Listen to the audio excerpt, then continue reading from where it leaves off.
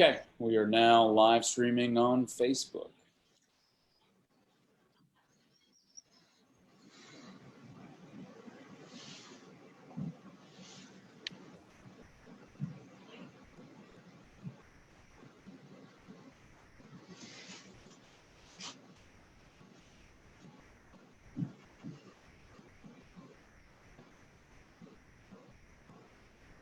We ready, Andrew, to start the meeting? We have everybody working. You got everyone from our team. Yeah, Tony, Alex, Pastor, Olivia, Amy. Oh, there she is. I'm admitting her now.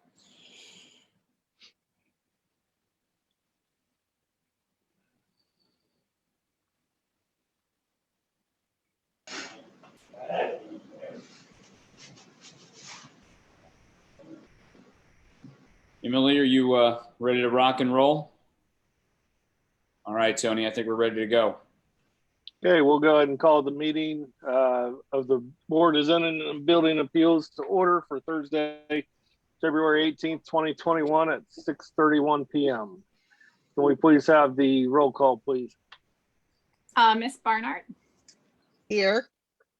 Miss Bowles.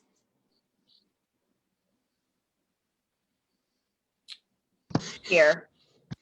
Thank you. Mr. First. Here. Pastor Linder.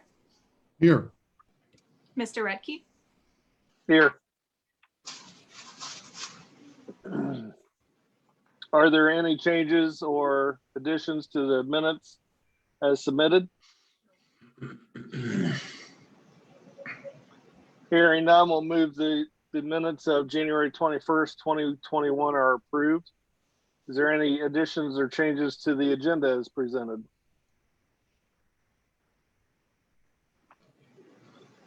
Hearing or knowing of none, we'll go ahead and approve the agenda as submitted. Moving on to swearing in of speakers. This is a little difficult, so you please just raise your right hand. Do you swear or affirm that the information being presented to the Reynoldsburg Board of Zoning and Building Appeals is true and accurate to the best of your ability? If so, say I do. I do. Thank you. And we'll just have you state for the record when your item comes up, your name and address. Item B, any public comment? I know there might be several emails or correspondence to Emily or Andrew, so is there any public comment? There is a few. We had a few emails. I'm going to let Emily go ahead and read those off. Thank you. Go ahead. Okay. I'll just time myself for 3 minutes. The first one here is from Amy Denoncourt. I live in Oak Brook Apartments on Wagner Road. They are located directly across from the parcel of land up for rezoning. My comment is this: I was involved with the rezoning the last time it was proposed for the same piece of land. Though there were many reasons for opposition, it was voted down by the board for lack of safety on Wagner Road. There are no sidewalks on Wagner. Speeding is prominent and pedestrians have been hit in that specific area in the past. That is a highly congested area, even in a pandemic. Also, people are going back to work and going out more and more steadily. The traffic study will not reflect this change that is absolutely coming as people move toward normal. There has been no change in infrastructure or additional safety measures taken on that section of road since this was last voted on in 2019. In 2019, board member Baker stated that he could not put housing over safety on Wagner Road, that sidewalks were something that needed addressed for that area. Board member Bryant stated she too was concerned about safety. And in 2019, she was already worried about more Broad Street development compounding the Wagner Road issues. Some of those in favor of the rezoning back in 2019 mentioned the path to funding being underway, that they were headed in the direction of sidewalks and other fixes. It has been 2 years and there's no change as of yet. And with the difficulties of navigating through multiple municipalities, there's not a lot of hope any money will be coming through soon. This is just a repeat of a few years ago, same request, but nothing surrounding the situation has changed. There's been no market effort to make this a viable and safe area to be zoned for more housing. Thank you. Please let me know if I need to give any more information. So first email, we have another one from Sarah Ward. Good morning, Emily. I'm wondering what will be done for those of us that back directly up to this project. According to the plans, there will be a round parking lot and building directly next to in front of my backyard. I have 2 children who spend a lot of time back there. As a family, we do. I'm overly concerned about people trespassing and even more upset that we will have no privacy. What will be done to separate this new community? Will there be privacy fencing, landscape? I don't need an entire building of people seeing into my property. Can you please address this in tonight's meeting? Thank you for your time, Sarah. Andrew, you said there was no need for the Mr. Dye's comment. Yeah, we spoke over the phone, and I'll address his comment later. The last email is from Sarah Reed. My timer reset, sorry. As advised by our council board representative, I'm submitting questions regarding this development. I'd like them to be read at the scheduled public hearing at tonight's BZBA meeting for benefit of countless other impacted Reynoldsburg residents. I would also request that the answers be publicly provided to residents before this conditional use provision is granted. In short, we have many questions that may have satisfactory answers that just haven't been provided to Reynoldsburg residents. I would apologize for the short notice and the number of questions, but to be fair, we've not been provided a lot of notice regarding this project and the proposed hearing. It is virtually impossible to read the public notice posted on the property site when you are going 35 miles per hour and there's a car in your rear, which is always the case. First subsection, traffic safety. Why, in your opinion, is a densely packed development so close to a heavily traveled narrow intersection a good idea now when it wasn't a good idea last year or the year before? We still don't have the required infrastructure, and road improvements in that area are likely 5 or more years from completion. Feel free to push back on that assumption, but improvements north of Priestley aren't scheduled to begin until 2023. Number 2, why are 2 ingress points proposed so close to the intersection? Number 3, how do you envision residents of this community egressing onto Wagner Road to go south during times of heavy traffic? Environment subsection. Number 1, has an environmental study been completed that analyzes the impact of the proposed project on the watershed, nature, and wildlife? Then under taxation, number 1, is this a proposed TIF project? I assume that it is. If new Reynoldsburg development opportunity must be marketed as a TIF arrangement, and I'm not convinced that is the case, how is our property tax base for schools, Truro Township, Metropolitan Library, Metro Parks, Franklin County Mental Health, etc. increased? It would seem that entities that benefit from property taxation would increasingly have looked to a decreasing number of property tax owners to fund new operating levies. Number 2, if this is a TIF project, what does that mean that the Wilson Ridge owners will not pay property tax? Then under construction, management, and ownership subsection, several questions. Number 1, who is the intended market for this development? With the previously proposed project, selling points were walkability and accessibility. This no longer seems to be the case given the multi-story nature of the residences and the 2 access points in and out of it. Is it the first-time homeowner, young families? If the latter, where will they play? There are so many units planned in such a small space. It appears that recreational space will be very limited for these residents. Number 2, what is the proposed price range of the units? Number 3, will they be paying property taxes to support our schools, or will that responsibility fall on current, often retired, fixed income homeowners? And that is my 3 minutes on that comment.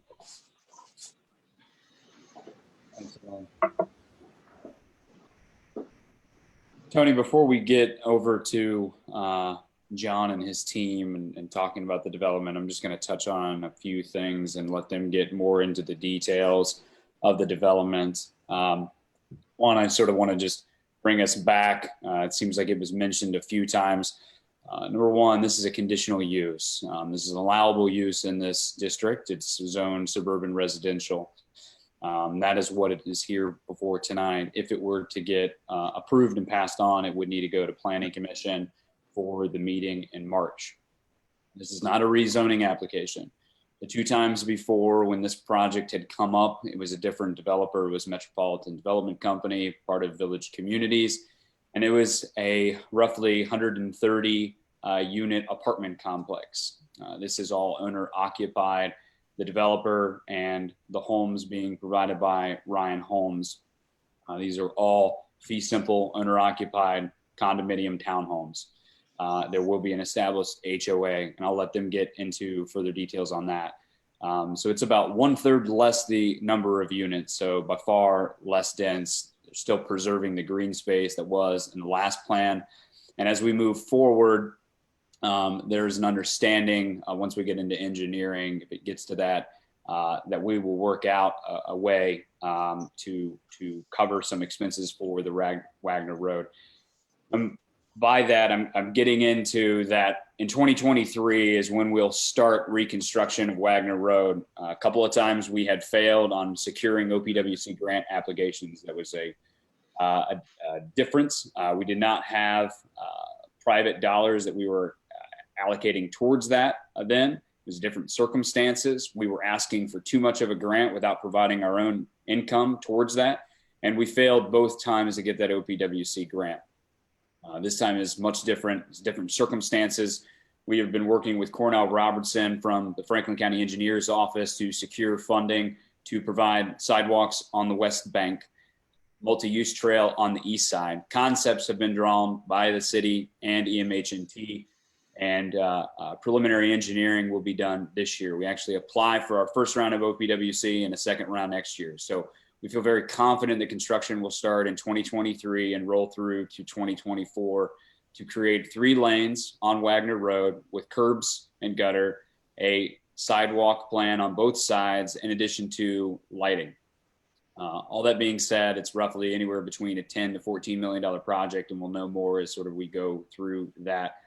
Obviously, COVID has allowed that fluctuation in pricing. We feel very confident that this is going to go forward. And we worked out a same arrangement with MI Homes where we were given $200,000 for their section in front for their improvements. And we'll work out a similar agreement with John and his team and Ryan Homes.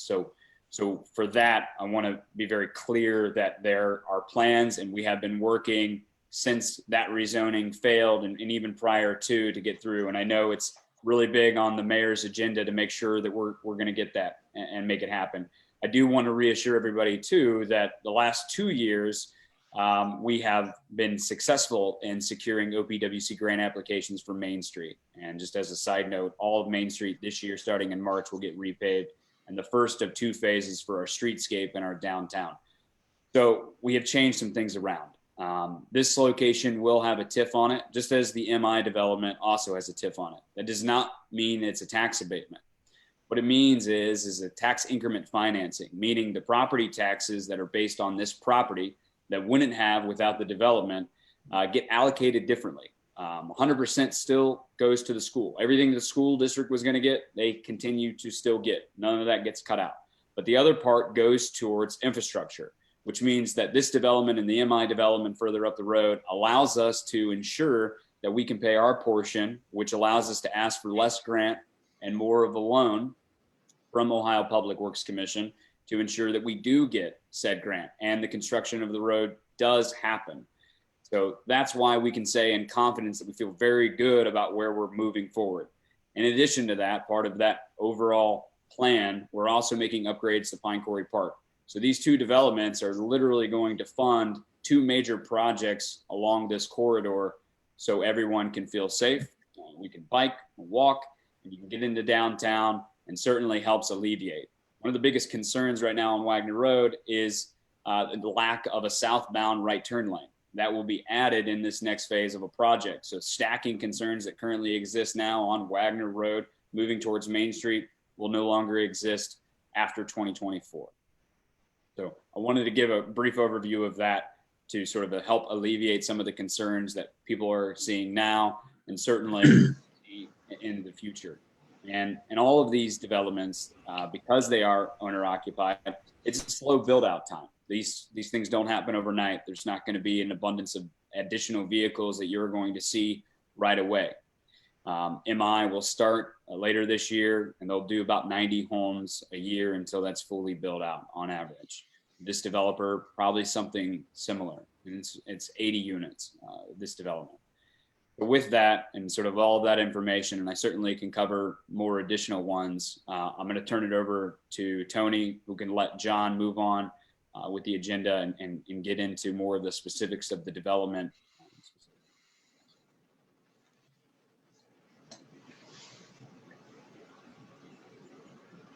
Tony, you're muted.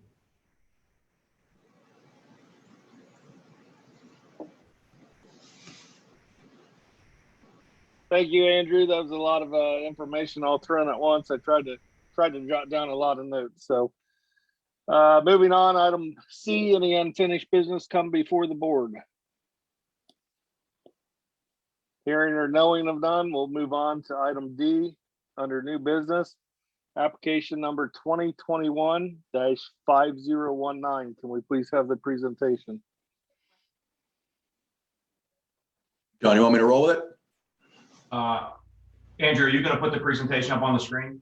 Yeah, Emily will put that up. I gotta actually allow her to share it. I should do that earlier. Go ahead, Emily. So Ed's going to speak to the engineering portion of our presentation today. I just want to introduce myself. I'm John Spagnolo. I'll be one of the developers of the property. And as Andrew said, we're going to partner up with Ryan Homes to do the build out of the community that we want to do. So once we get through Ed's presentation, if you guys, we can answer any and all, hopefully, concerns and questions that you guys may have. Emily, this is Ed. Do you happen to have the color rendering that I emailed over?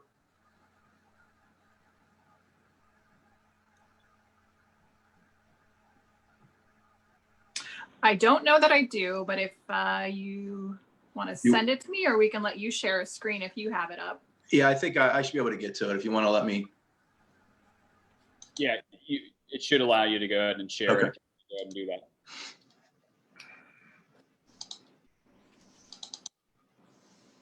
Everybody see that? Yes. Awesome. Okay. Well, first off, thanks for your time, everybody, tonight. My name is Ed Moore with Scheffler and Company. As mentioned, John Spagnola with JAS Builders is also here, as well as Bud Scheffler, I believe, is on the call as well. What we'll do is we'll just give some quick project specifics of the site plan itself, and then we can open it up to any questions anyone might have. The site itself is located on the eastern side of Wagoner Road, just south of Messiah Lutheran Church. The property is approximately 9 acres and zoned SR, suburban residential. The plan proposes, as Andrew said, 80 new townhome units. There are 3 new streets proposed for the plan, and each street will be privately owned. There are 2 access points from South Wagoner Road and 1 into the church property to the north. And sidewalks will be constructed on both sides of the new streets. As you can see along the front too, we're proposing a new 8-foot wide asphalt sidewalk along South Wagoner, as well as an 8-foot walking trail that goes through the property. There will be a single mailbox cluster in the cul-de-sac area where everyone will get their mail. It's a centrally located area. There'll be no individual mailboxes for all of the units. The proposed development, all the proposed development is located outside of the existing floodway of the existing stream. There's a single stormwater management basin located towards the central part of the site that'll be used to control any increase in stormwater runoff from the impervious surfaces. Each lot itself will have a lit lamp post for lighting purposes. We also have some slides here, not only the site plan, but we also have an image of the townhomes themselves, as well as any of the floor plans. And we can talk to those a little bit more if we get any questions on that. But again, talking to the site plan, John, unless you have anything else to add, we'll just open it up to questions from there. Yeah, so all this whole plan development is all, like Andrew had stated, fee simple for sale units. I know you guys have previously seen a presentation like Andrew had also spoke about, with 130 rental townhomes. What we are proposing here will have a significantly less impact on Wagner Road than the earlier proposed presentation that you guys had in 2019.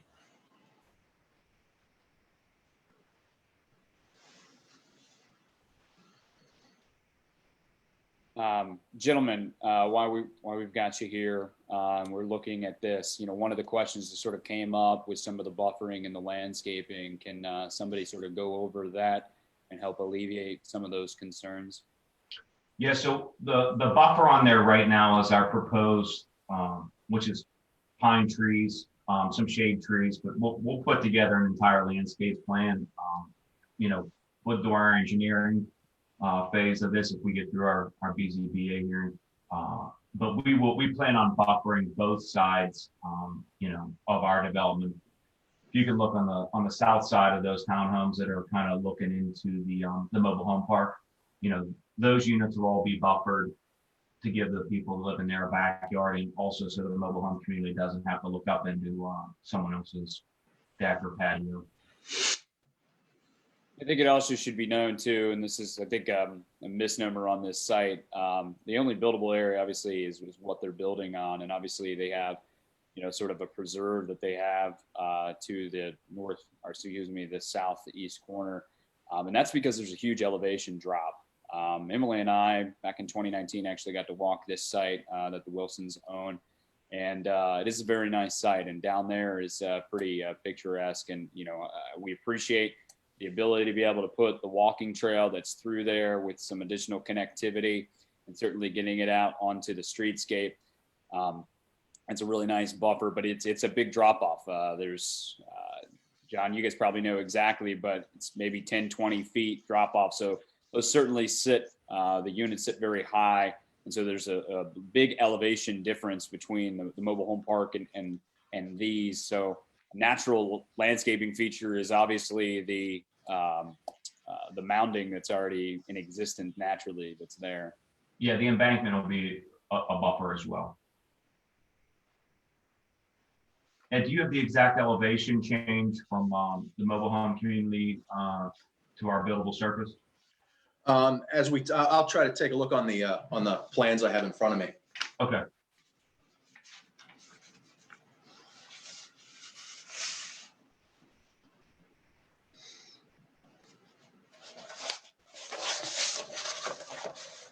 Andrew, do you want to roll with some other comments while Ed's looking for those numbers? Anything else I can help out with?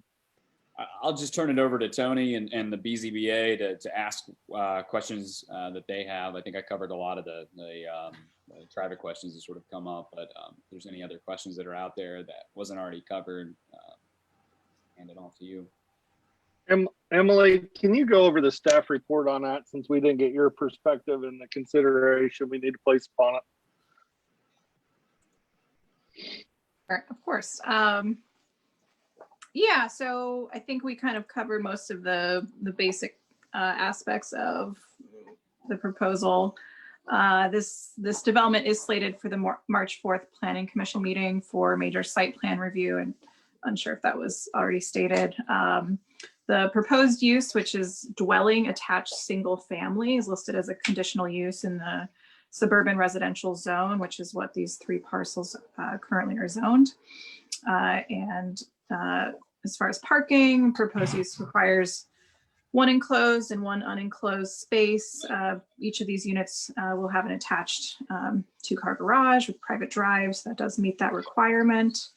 And then as far as the conditional use standards are concerned, we always ask the board to consider that list of standards in section 1109.15D. I would note that one of those standards does address kind of the surrounding development pattern, whether or not it does, conform with the zoning ordinance. And I would note that the suburban residential zone does specifically state that the desired development pattern is to accommodate multiple forms of single-family development, including attached single-family dwellings. And again, the attached single-family building is listed as a permitted building typology in this zoning district.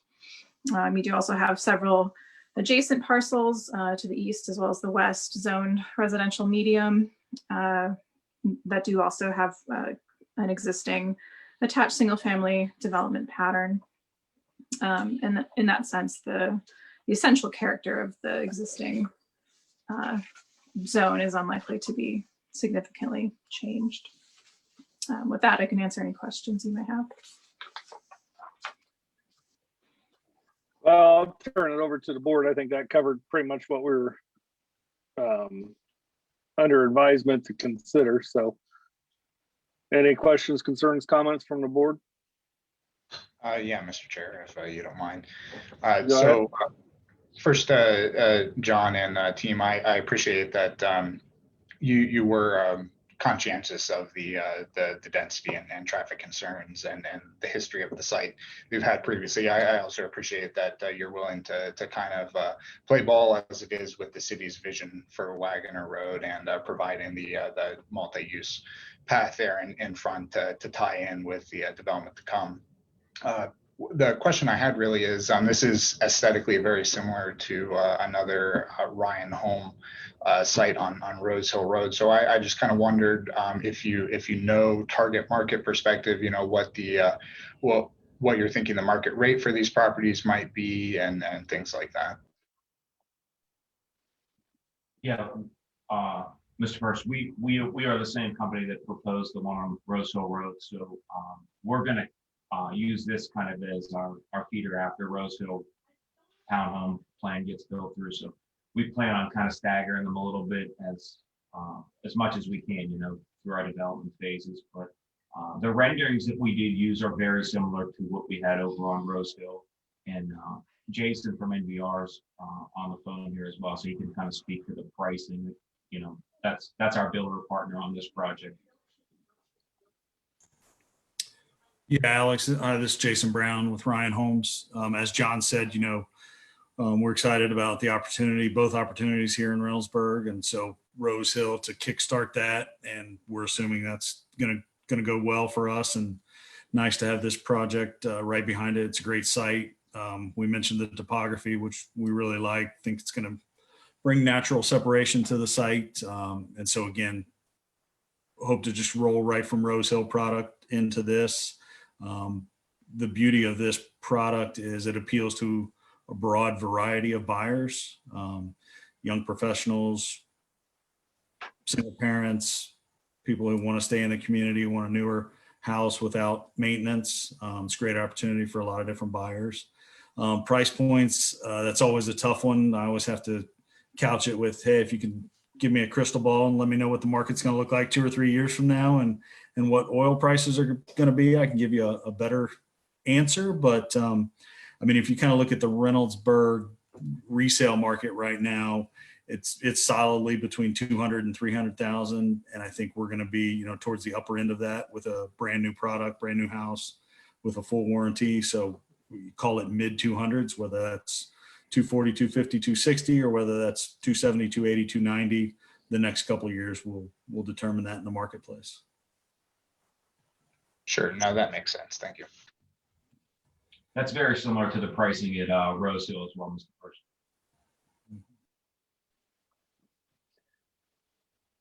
Mr. First, do you have anything else? Nothing else. Any other questions, concerns, comments? Mr. Chairman, it's Pastor Linder. If I can have just one question. Yep, go ahead. Since it was referenced in Andrew's presentation, I think I just got a slight hint at it, but what would you expect the timeline to be once you start in terms of how many months between beginning and completion?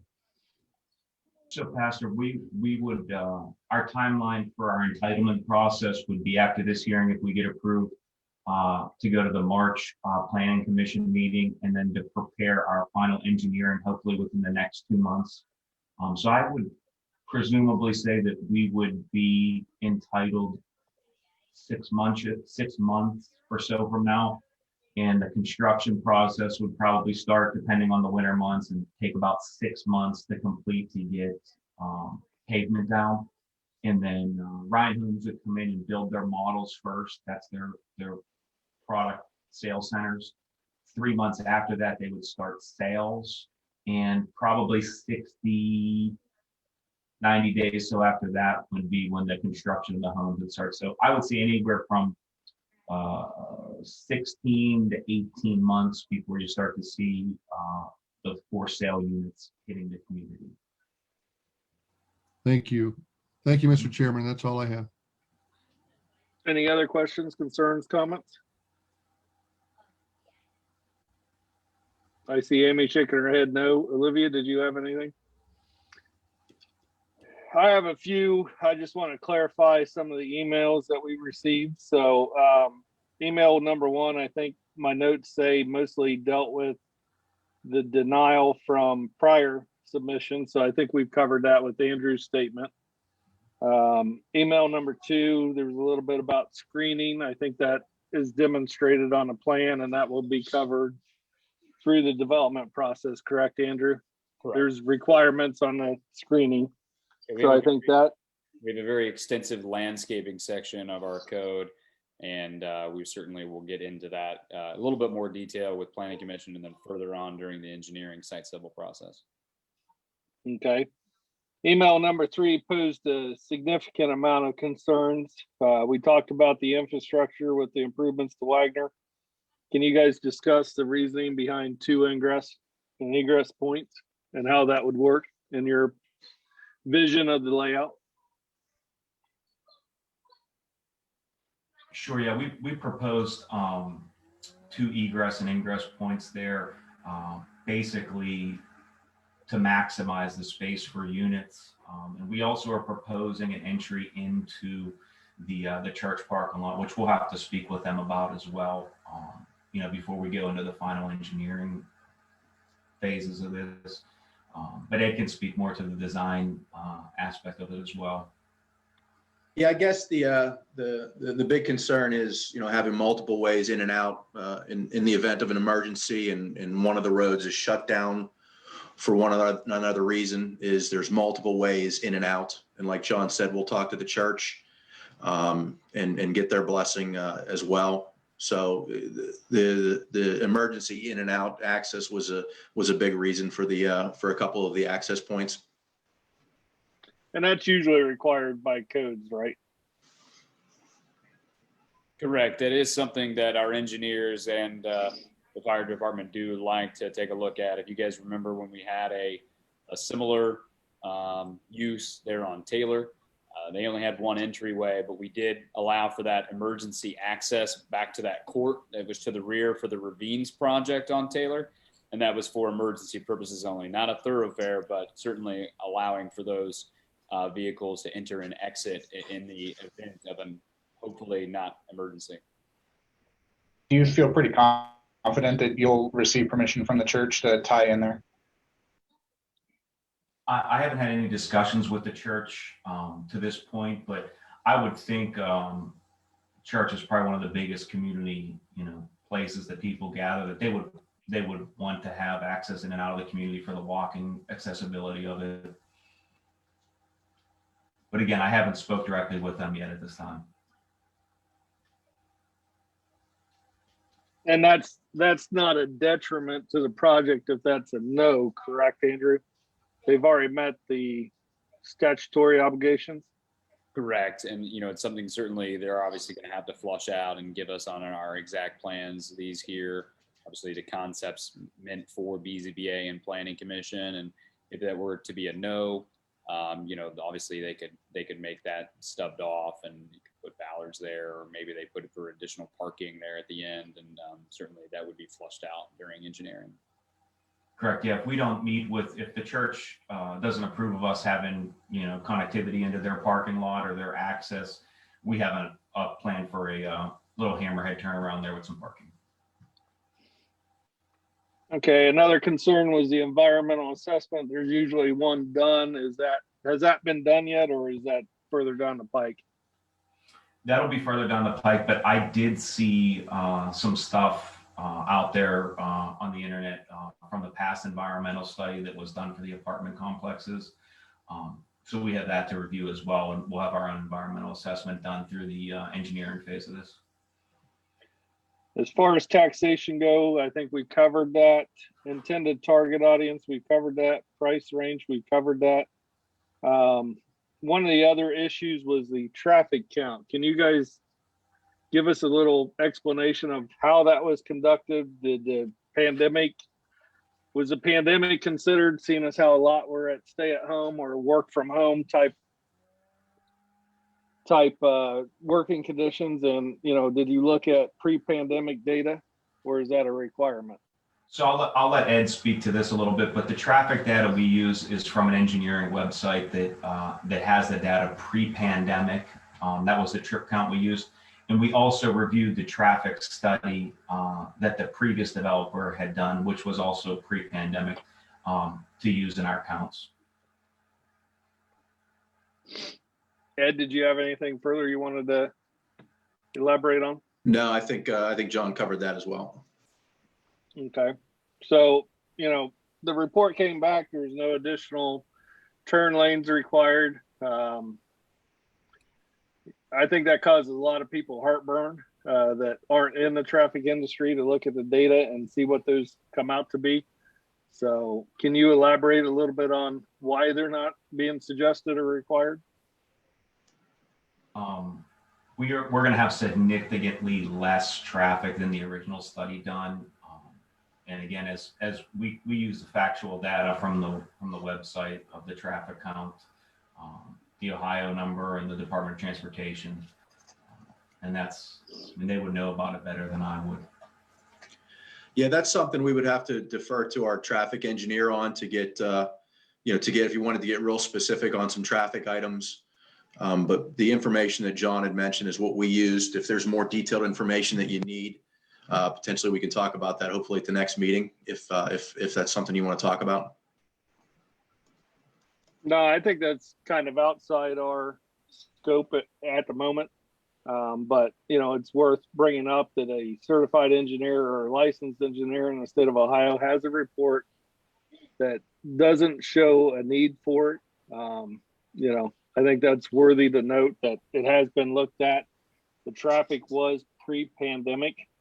Of course, we don't know what after the pandemic will bring us, so we can't forecast that. We're all in kind of no man's land right now as far as what the new work model is. I know several employers are open to more stay-at-home work even after the pandemic. So we're going to have to make some new guesses as far as how that would go.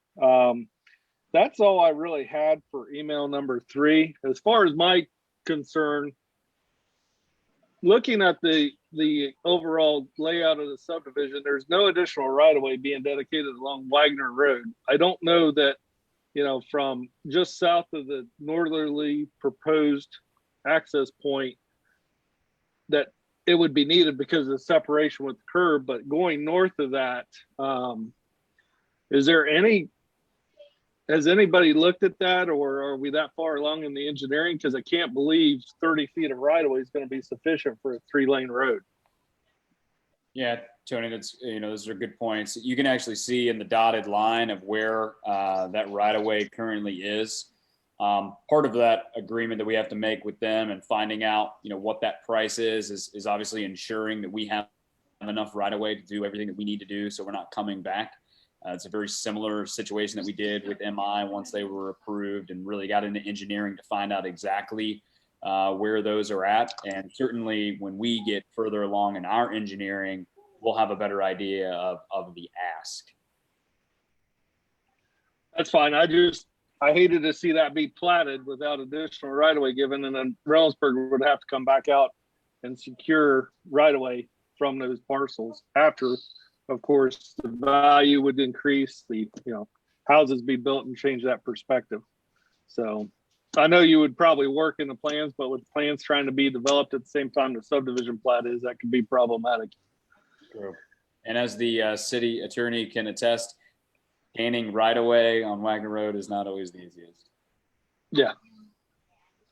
Yeah, I know that's going to be an interesting negotiation process up through there. So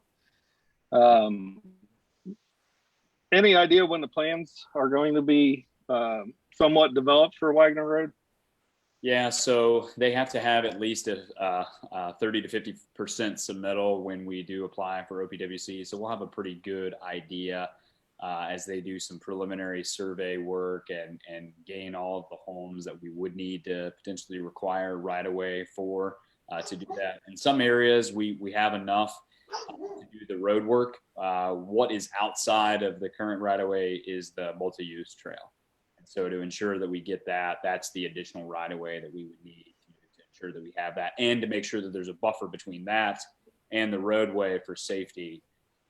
So stay tuned to that, and I'll try to give an update as we sort of continue on forward. And what I'll promise tonight is when we come back later in the year, hopefully around the November meeting, October-November meeting, I will present those plans so everyone can take a look at it. Sweet.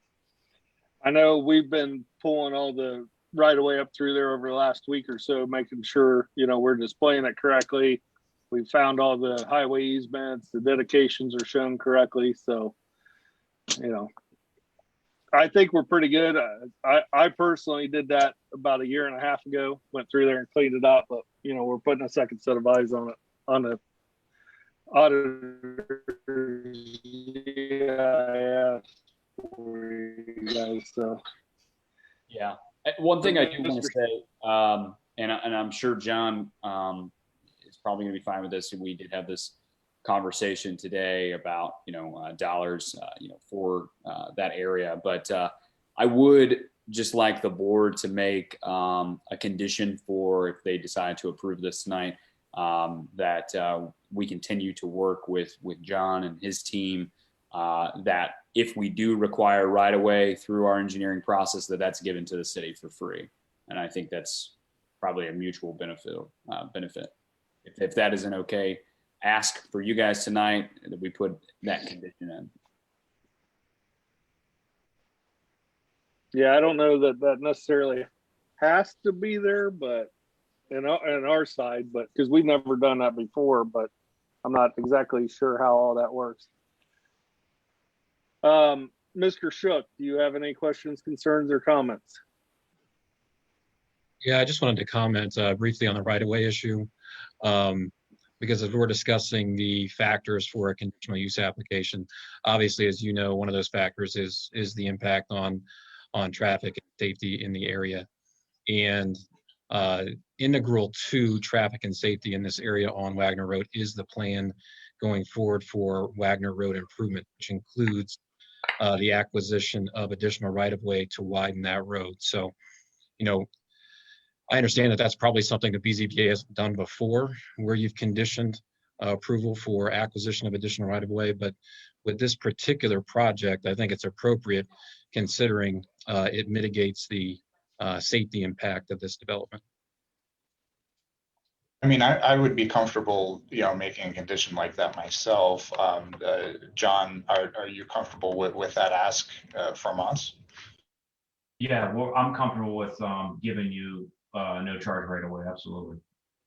I mean, that's usually standard in all developments. They have to match thoroughfare plan. So I'm not sure, I'm fine with asking for it, but I think it's actually a given in the recs that they have to provide enough right of way out there on the dedication of Wagner. Mr. Shook, did you have anything else? No, Chairman Ricky, thank you. So I know part of the discussion everybody was concerned with was traffic and right of way and the safety therein. And there was a Delaware County opinion that basically said that schools, there's no set precedent on a school consideration as far as a rejection or denial, as far as the rezoning. I don't know that this is necessarily rezoning, but the traffic was an issue, and it basically said that there was a lot of case law and opinions that said to the contrary, that we don't have to consider that, and it shouldn't be the only form of a rejection. So, Mr. Shook, I know this puts you on the spot, but did you Did you review any of those opinions? Yeah, I've seen those opinions, and you're right in part, in that traffic cannot be the only consideration in terms of a rezoning application. This, of course, as you indicated, is not a rezoning application. It's a conditional use application. The standard here for the board are the factors that are laid out in the zoning code, specifically under section 1109.15D. So you'll want to make sure that you're applying those factors. And of course, one of those factors is traffic. And there are, of course, several other factors. No one more dispositive than the other. Thank you. I just want to make sure everybody was clear on that. And we had a good understanding of the situation out there. So is there any other discussion, questions, concerns?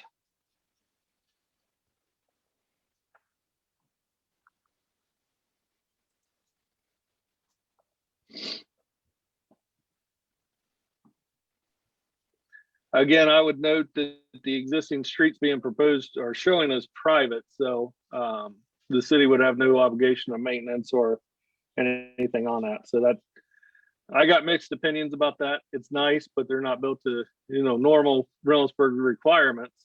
So, and then about 15 years from now, we get calls saying who's going to maintain that, or with the snowfall, who's going to plow that. So again, that's a touchy subject when the general public would call in and say, hey, my street's not been plowed, get out here. We deal with it all the time down in the engineer's office. So I just want to make sure that that's known, that those will be private, not on the burden of Reynoldsburg. Any other questions, concerns? No questions or concerns, Mr. Chairman, but if you like, I'd like to propose a motion. I have, no say in that. So if you want to propose a motion, go ahead.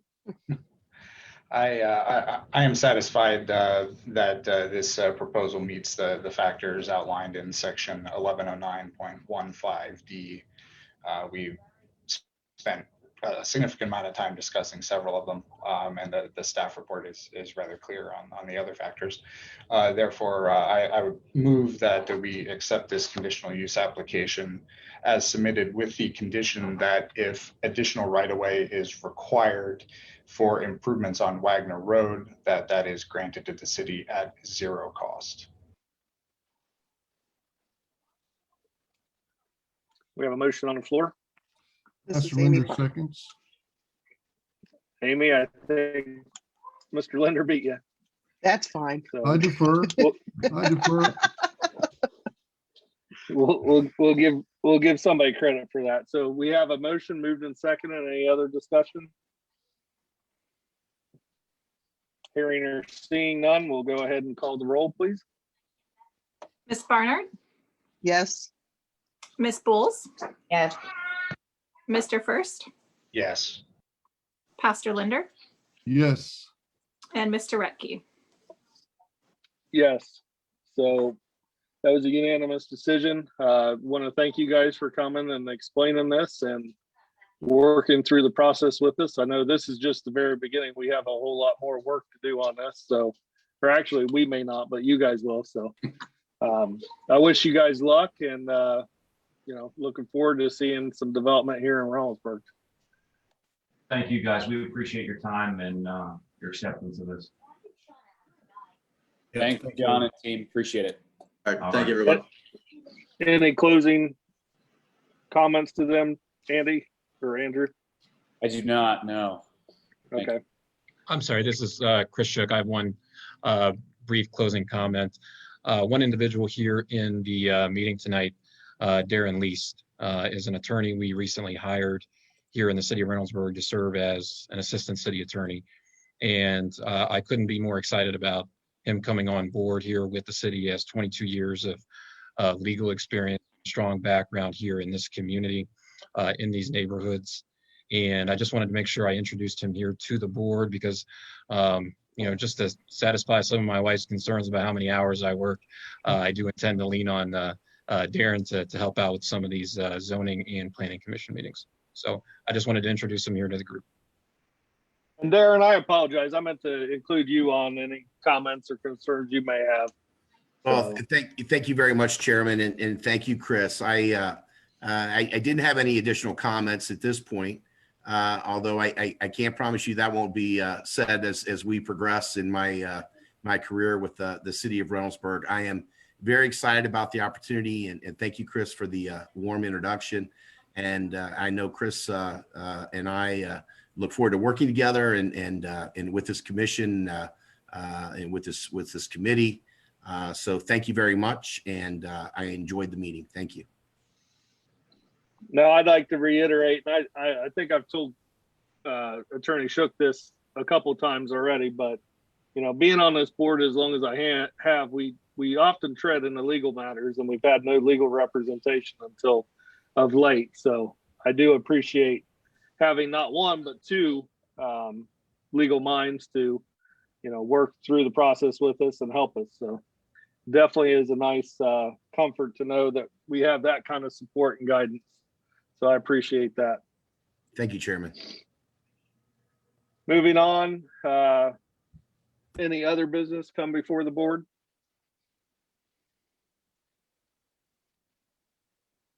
Hearing or seeing none, I guess I'll move for adjournment at 7:21 p.m.